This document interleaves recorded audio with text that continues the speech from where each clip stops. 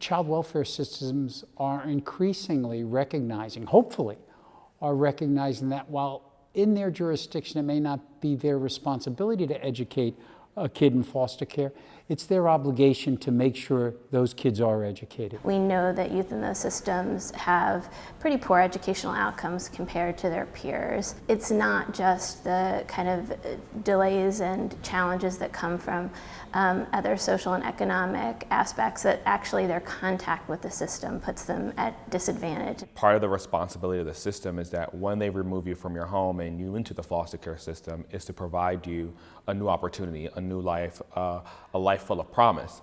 And unfortunately, we're living in a time where being part of the foster care system actually might indicate that you're going to have a rougher road ahead. Our laws federally and some state have changed to kind of bring more attention to this issue, but we still haven't gotten to the point where we have set expectations and then hold our systems accountable. We need to double down and really focus on helping young people with their foster parents and their adoptive parents to all be driving in the direction of children succeeding in school and ultimately in the workplace and as healthy adults. Half of the life of students in foster care is in the school. They are talking with their teachers all day long, interacting with them. So they are front and center actors of the education that those students receive. It's not about the kids. The kids have all the capacity in the world.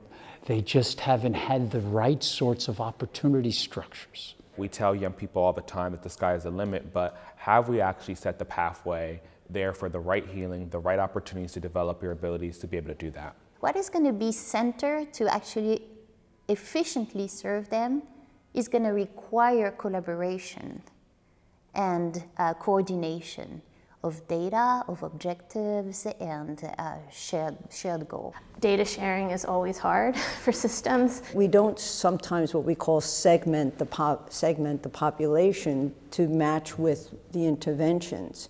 So that's what we hope for with the educational data and the foster care data, that we will at least understand probabilities of who is more likely to graduate and who's more likely to have some troubles. That does allow you to kind of do that response, not just, looking back 6 months and seeing patterns, but actually being able to make, have some interventions to things that are happening.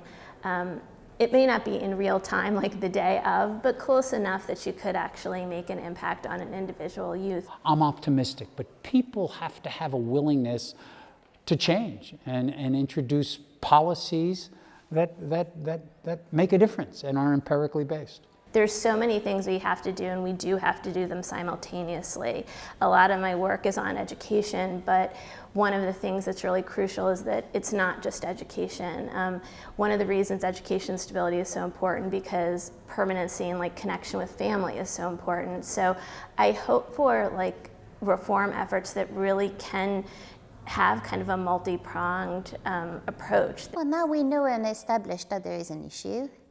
Now we have, we've made progress into giving ourselves the tools to tackle the issue. And now I think is the time to be creative, to actually turn towards people that build programs, initiatives, that have ideas, and evaluate them, see what works, identify promising practices. So go in the more constructive and look at results. I mean, it does take time, right? We have a baseline, there is an issue.